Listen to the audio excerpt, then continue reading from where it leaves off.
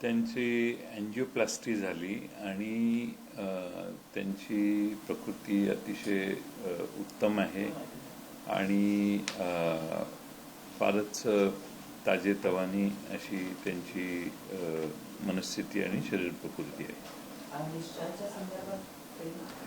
कदाचित परवा डिस्चार्ज होईल. आता त्यांना आजच ICU मधून नॉर्मल रूममध्ये शिफ्ट करतायत. उद्या एखाद दिवस ठेवतील आणि परवा डिस्चार्ज होईल असं दिसतंय एकंदर. काल सुनावणी झाली आणि सुनावणीमध्ये एकूण जर बघितलं तर 20,000 जवळपास असे ॲफिडेव्हिट्स आहेत ज्याच्यामध्ये काही चुका आहे. 24 प्रकारच्या चुका आहे अशा पद्धतीचा दावा आपल्या वकिलांच्या वतीनं करण्यात आलेला आहे. त्यातले काही मुद्दे कोर्टानं ग्राह्य सोडले. बहुतेक सगळे ग्राह्य धरलेत कारण ते रेकॉर्डच कागदावर आहे आणि 10 वर्षाच्या मुलाचं ॲफिडेव्हिट किंवा एखाद्या शाळेतल्या कर्मचाऱ्यांचे ॲफिडेव्हिट्स किंवा झोमॅटो डिलिव्हरी करणाऱ्या बॉयने झोमॅटो डिलिव्हरी करणारा बॉय म्हणून डिलिव्हरी बॉय म्हणून केले, हाऊसवाईफ म्हणून केले, जे पक्षाशी संबंधित नाहीत, ज्यांना कोणत्याच कशासाठी ॲफिडेव्हिट घेतलं जाते हे माहीत नाही आणि ज्यांची फक्त हे ॲफिडेव्हिट एका ठिकाणी झालेत आणि नोटरी एका ठिकाणी झाली वेगळ्या शहरात. एकाच जिल्ह्यामध्ये 32 अध्यक्ष एकाच जिल्ह्याचे अध्यक्ष दाखवलेले आहेत एकाच जिल्ह्यात किंवा ट्रेजरर असेच दाखवलेले आहेत. असे मल्टिपल मिस्टेक्स आहेत.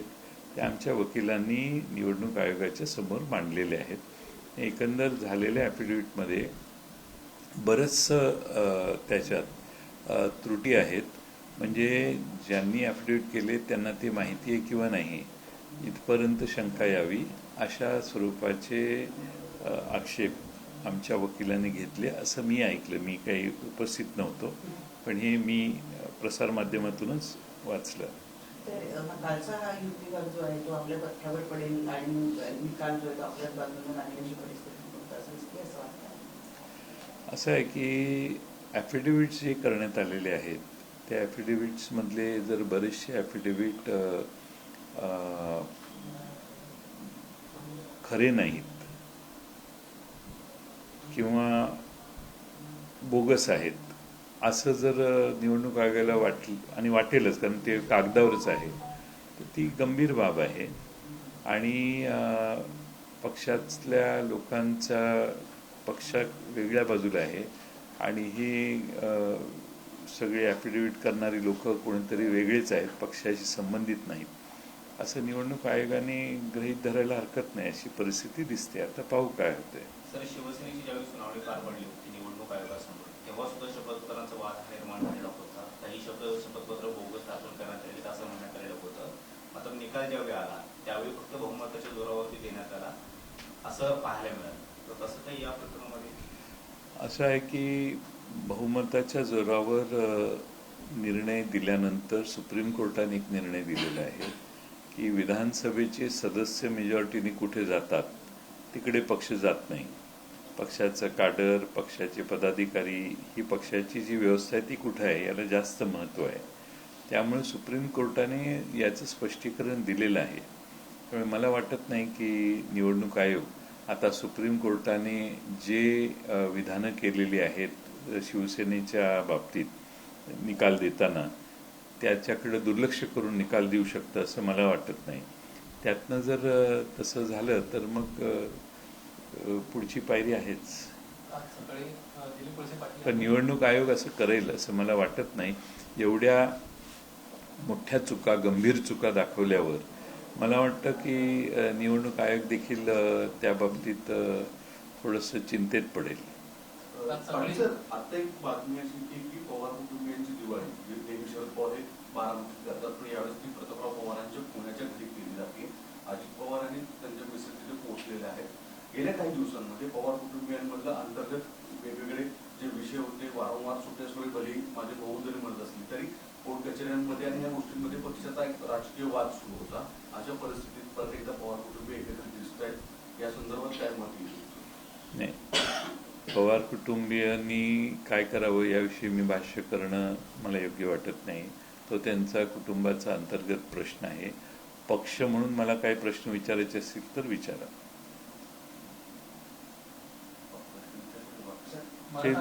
तो प्रश्न थांबून तुम्ही प्रश्न काढला. तुम्ही आत्ताच चटकन दार उघडून आला आणि अतिक्रमण केलं यांच्या अधिकारांवर.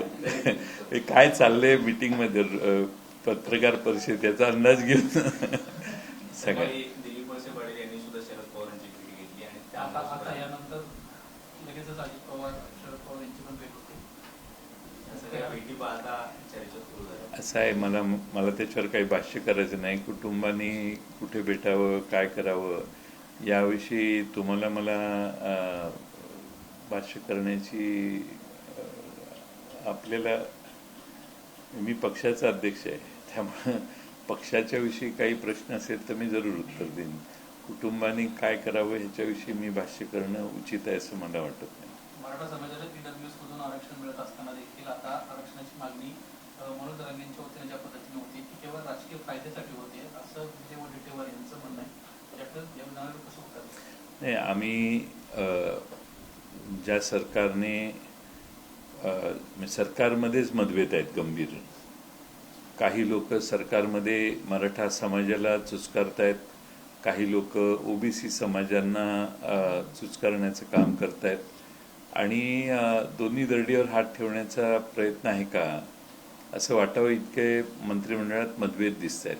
आमची महाराष्ट्र सरकारला विनंती आहे, राष्ट्रवादी काँग्रेस पक्षाची, की तुम्ही एका खोलीत बसा, कारण हा सामाजिक आणि फार सेन्सिटिव्ह प्रश्न आहे. याच्यावर कोणतेही विधान करणं आम्हाला योग्य आणि उचित वाटत नाही. कोणाच्याही भावना दुखावतील अशी भूमिका व्यक्त आम्ही करणार नाही. त्यांनीच एकत्रित बसावं आणि मराठा समाजाच्या आरक्षणाबद्दल सरकार काय नक्की करणार आहे, ओबीसींच्या आरक्षणाला ते धक्का लावणार आहेत किंवा नाही लावणार, याविषयी सरकारने एकत्रितपणाने आपली भूमिका स्पष्ट केली पाहिजे. आणि सरकारचा अधिकार आहे, सरकार ह्या गोष्टी करू शकतं. सरकारचं दिल्लीतही सरकार आहे आणि महाराष्ट्रातही सरकार आहे, म्हणून ते डबल इंजिनचं सरकार म्हणत होते. आता ट्रिपल इंजिनचं सरकार झालेलं आहे. त्यामुळं हे दोन महत्त्वाचे प्रश्न महाराष्ट्रातले, परत धनगर समाजाचा आरक्षणाचा प्रश्न आहे, इतरही प्रश्न आरक्षणाच्या बाबतीत गंभीर आहेत. सरकारने एका कॅबिनेटमध्ये ह्या सगळ्यांचा सर्वकष विचार करावा आणि सरकारच्या मुख्यमंत्र्यांनी मांडलेली बाजू आणि सरकारमधल्या एका ज्येष्ठ मंत्र्यांनी वेगवेगळ्या ठिकाणी महाराष्ट्रातल्या जाऊन प्रदर्शित केलेली आपली मतं ही जुळवावीत. आणि जे ह्या प्रश्नावर, अतिशय महत्त्वाच्या प्रश्नावर बोलत नाहीत असे दोन्ही उपमुख्यमंत्री यांनी देखील याच्यावर एकत्रितपणाने विचार करावा आणि सरकारची एक भूमिका महाराष्ट्रासमोर मांडावी. लोकांना संभ्रमात जास्त काळ ठेवू नये अशी आमची भूमिका आहे. सर, कर्जत खालापूरचे आमदार सुरेश लाड आता भारतीय जनता पार्टीमध्ये प्रवेश करतायत का केलंय? त्याचा झाला नाही सर, त्यांनी कसं जाहीर केलंय. आता काही फडणवीस साहेबांची वेळेनंतर कार्यक्रम पुढे ढकललेला आहे, तर त्या प्रवेशानंतर राष्ट्रवादीला बळकटीसाठी तुमची काय सरकार? नाही, एखादी घटना पूर्ण झाल्यावर त्याच्याविषयी भाष्य करू.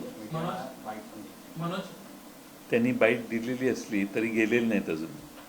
सर, विजय वडेट्टीवार यांनी एक भूमिका मांडली की जो जरांगेंची भूमिका आहे बोललो मी त्याच्यावर, मगाशी बोललो मी त्याच्यावर. त्याच्यावर एक विचारायचं आहे की त्यांचं जे मत आहे की पूर्वी ओबीसी धक्का न लागता स्पष्ट राहायला हवंय, हे जरी असलं ही भूमिका तुम्ही मांडता राष्ट्रवादी. मुद्दा असा उपस्थित करतो की जरांगेंना राजकीय बोलवता धनिक आहे अशा स्वरूपाचे जरी वाक्य वापरत आहेत आता वडेट्टीवार, कुठे ना कुठेतरी ओबीसीची स्वतःची वोट बँक स्ट्रॉंग करण्यासाठी काँग्रेसची भूमिका घेतली का? कारण की भुजबळांनी जी भूमिका घेतली, कालांतराने 2 दिवसांनी आता वडेट्टीवार त्यावर जात आहेत, त्या लाईनवर जात आहेत आणि जरांगेंच्या विरोधात आता उघड स्वरूपात भाष्य करत आहेत. पवार साहेबांचं आणि आमच्या राष्ट्रवादी काँग्रेसची ही कायम भूमिका राहिली आहे की समाजात तेढ निर्माण होऊ नये, समाज एकमेकाच्या विरोधी उभे ठाकू नये. आणि त्यामुळे जरांगेंच्या विषयी देखील आम्ही काही भाष्य करत नाही. आणि ओबीसींच्या आरक्षणाच्या बाबतीत सरकारने आपली भूमिका जरांगेंच्या मराठा समाजाच्या ज्या मागण्या त्यांनी केल्या त्याबद्दलची आपली भूमिका ही सरकारने स्पष्ट करावी. बाहेर आम्ही कितीही बोललो तरी आम्ही विरोधी पक्षातले सदस्य आहोत. सरकारने अधिकृत भूमिका व्यक्त करून त्याविषयी असणाऱ्या कृतीची अंमलबजावणी केली पाहिजे आणि ती लवकर केली पाहिजे अशीच आमची मागणी आहे. सरकारमध्ये मतभेद आहेत, ही सगळ्यात मोठी समस्या झाली आहे निर्माण. आमच्या पक्षात आमची भूमिका ठाम आहे, आमच्या भूमिका हे आहेत. सरकार काय करते याची वाट आम्ही बघतोय. सुरुवातीला मनोज जरांगेंची मागणी होती केवळ मराठवाड्यात जेवढे दाखले मिळतील त्या सगळ्यांना ते दाखले मिळाले पाहिजे. त्यानंतर ते म्हणले की महाराष्ट्रामध्ये जेवढे सगळे कुणबी दाखले मिळतील त्यांना दाखले द्या. आता ते म्हणतायत की ओबीसी मधूनच दाखले दिले गेले, म्हणजे आरक्षण दिलं गेलं पाहिजे. दिवसेंदिवस त्यांची मागणी बदलत चालल्यात आणि सरकार कुठेतरी त्यांच्या मागणीप्रमाणे सध्या दाखले देताना पाहायला मिळते. पुढील काळामध्ये ओबीसी आणि मराठा पुन्हा एकदा समोरासमोर येताना पाहायला मिळणार आहे. सध्याच्या पद्धतीने तुम्ही म्हणलं मंत्र्यांमध्ये संवाद आहे. एकंदरीतच महाराष्ट्रामध्ये कायदा आणि सुव्यवस्थेचा प्रश्न पुन्हा एकदा निर्माण होण्याची शक्यता नाकारता येत नाही. तुम्ही प्रश्न विचारलाय त्यातच सगळ्याचं उत्तर आहे. आणि मला असं वाटतं की महाराष्ट्रात आज सर्व जाती धर्म हे गुण्यागोविंदाने नांदत आलेले आहेत. धार्मिक तेढही महाराष्ट्रात निर्माण होणार नाही याची काळजी घ्यावी ही आम्ही सुरुवातीपासून भूमिका आहे. आता जाती जातीमध्ये तंटाबखिडा होऊ नये याची देखील काळजी महाराष्ट्रातल्या सर्वांनीच घेतली पाहिजे, सर्व राजकीय पक्षांनी घेतली पाहिजे. सार्वजनिक विधानं टाळली पाहिजेत आणि याच्यावर योग्य तो तोडगा काढला पाहिजे अशी आमची भूमिका आहे. राष्ट्रवादीचं दिवाळी अंक आला, त्या दिवाळी अंकामधल्या आपलं जे भाषण लिहिलेलं आहे त्यात असं म्हटलेलं आहे की बेरोजगारी वाढण्यासाठी सरकारच जबाबदार आहे. तुम्ही खरं तर यावर या मुद्द्यांवर याच्यापूर्वी पण बोललेला आहात. कंत्राटी पद्धतीच्या संदर्भामध्ये सुद्धा मध्यंतरी तुमची विधानं आलेली होती. सर्वस्वी जबाबदार मानता का सरकारचं हे जे धोरण आहे, चालढकलपणा म्हणा किंवा या सगळ्या गोष्टी? असं आहे की महाराष्ट्राच्या मध्ये मागच्या क्वार्टरचे दाखले गुंतवणुकीचे आलेत. आपला 4था नंबर आहे भारतात. गुजरातसारखं राज्य मला वाटतं 1 नंबरला 2 नंबरला गेलेलं आहे. त्यामुळे आपण गुंतवणुकीकडं फार दुर्लक्ष केलेलं आहे. आपण आपल्या इव्हेंट करण्यातच एवढे मशगूल आहोत आणि महाराष्ट्रातल्या राजकीय परिस्थिती नियंत्रणाखाली आणण्याचा प्रयत्न करण्यासाठी सरकारचा एवढा वेळ जातोय की महाराष्ट्राचा प्रोग्रेस बघण्यासाठी महाराष्ट्रात देशात येणारे गुंतवणुकी महाराष्ट्रात जास्त यावेत म्हणूनचे जे प्रयत्न आहेत ते कुठेतरी कमी पडत आहेत. आणि महाराष्ट्रात आणि देशात आता बेरोजगारीचा दर महाराष्ट्रात जास्त आहे, पण ओव्हरऑल देशातला बेरोजगारीचा दर आता 10.09% झाला आहे. म्हणजे या देशातले एवढ्या मोठ्या प्रमाणात हे रेकॉर्डवर असणारे बेकारीचे आकडे आहेत. त्यामुळं याच्यापेक्षा जास्त बेकारी असणार आहे आणि त्यामुळं ही खरंच चिंतेची बाब आहे. आणि महाराष्ट्रात विशेषतः गुंतवणुकी वाढल्या पाहिजेत असा आपला आग्रह असला पाहिजे. कोण जबाबदार, अर्थमंत्री का उद्योग मंत्री? नाही, शेवटी काय आहे ते टीम वर्क असतं. मी कुठल्या एका मंत्र्यांना जबाबदार धरणार नाही आणि तसं धरण्यात अर्थही नाही. सरकारची धोरणं, सरकारच्या पॉलिसीज या दुसऱ्या राज्यातल्या पॉलिसीज बरोबर कम्पीट करत नाहीत असा त्याचा अर्थ. किंवा मग महाराष्ट्रातलं वातावरण शांततेचं, तणावमुक्त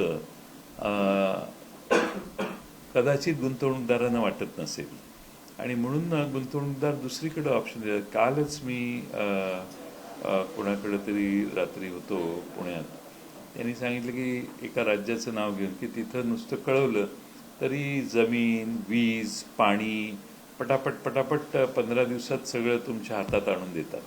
पण इथं महाराष्ट्रात तशी पद्धत नाही आहे. त्या गुंतवणूकदारालाच हेलपाटे घालावे लागतात. हे जोपर्यंत बदलत नाही महाराष्ट्रात आणि ब्युरोक्रेटिक अडथळे जोपर्यंत दूर होत नाही तोपर्यंत गुंतवणुकीचा रेट वाढणार नाही.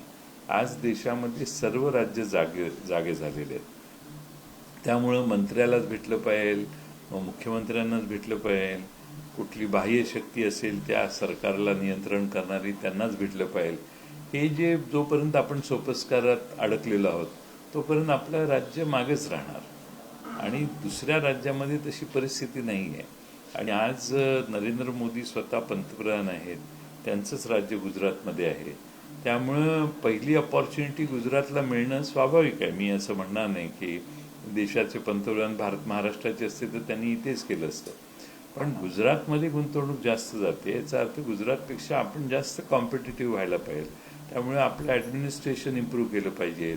आपल्या स्वागत करण्याच्या पद्धती गुंतवणूकदारांच्या देशातल्या कोणत्याही राज्यापेक्षा जास्त इफेक्टिव्ह पाहिजेत. पण मला तसं होताना दिसत नाही आणि त्याचं रिफ्लेक्शन हे बेरोजगारीत आणि कमी गुंतवणूक होण्यावर व्हायला लागले असं मला वाटतं. आणि ही चिंतेची बाब आहे.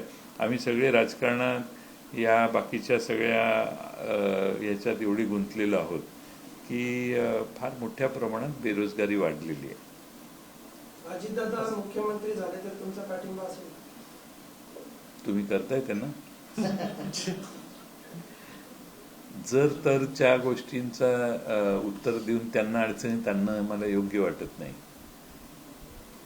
हसन मुश्रीफ यांच्या जावयांची ब्रिक्स इंडिया ही जी कंपनी होती ती कंपनी मनी लॉन्ड्रिंगच्या प्रकरणामध्ये रडारवरती आलेली होती. ईडीने छापेमारी सुद्धा त्या कंपनीवरती केलेली होती. याच कंपनीला आता वसतिगृह आणि शाळांमध्ये जेवण पुरवण्याचं कंत्राट सरकारने दिले असल्याचं समोर आलेलं आहे. ज्या कंपनीवरती आरोप झाले, ज्या नेत्यावरती आरोप झाले, त्यांच्या आता कंपनीला अशा प्रकारे कंत्राट देणं कितपत योग्य असा प्रश्न उपस्थित होतो. ब्रिक्स इंडियावर डेड पडली जे पुण्यामध्ये ईडीची, त्या कंपनीला तर कंत्राट दिली. हा प्रश्न मला का विचारते? हा सरकारला विचारला पाहिजे प्रश्न. तुम्ही आम्हा गरीब माणसांना का प्रश्न विचारताय? तुम्ही सरकारला विचारा की हे कसं, त्यांचं उत्तर काय येतंय ते बघा. आम्ही बोलल्यावर त्यांना बोलायला मर्यादा येते. तुम्ही त्यांना प्रश्न विचारा सरकारला, त्यानंतर आम्हाला विचारा. आम्ही आज पहिल्यांदा कशाला, आज दिवाळीचा सण आहे, सगळ्यांच्याबद्दल चांगलं बोलण्याचं ठरूनच मी इथं बसलेलो आहे. त्यामुळं कुणाबद्दलही आज काही बोलायचं नाही. सरकारला, महाराष्ट्रातल्या जनतेला आणि महाराष्ट्रातल्या आमच्या विरोधी पक्षाच्या आमच्या सगळ्या सहकाऱ्यांना दिवाळीच्या शुभेच्छा द्यायचा दिवस आहे.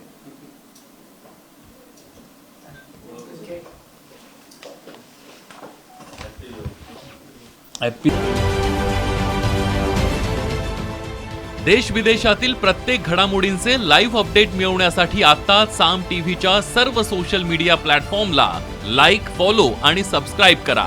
तसंच सर्व नोटिफिकेशनसाठी बेल आयकॉन प्रेस करायला विसरू नका.